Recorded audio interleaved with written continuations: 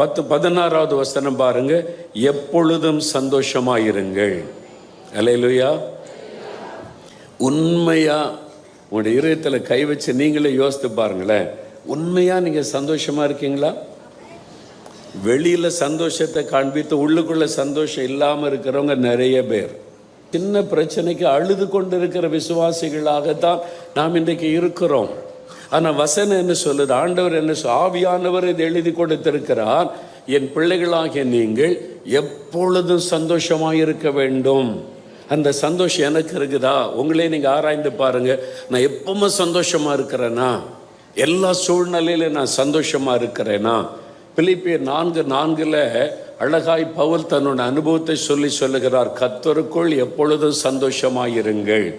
அதாவது வேற எந்த சந்தோஷமும் நிலையானது அல்ல. ஒரு வெற்றி கொடுக்கிற சந்தோஷம் அந்த வெற்றி கிடைக்கிற நாள்ல தான். ஒரு லாபம் கிடைக்கிற சந்தோஷம் அந்த லாபம் கிடைக்கிற நாள்ல தான். நீங்க விரும்புகிற காரியம் நிறைவேறினா அந்த சந்தோஷம் அந்த குறிப்பிட்ட நாள் தான்.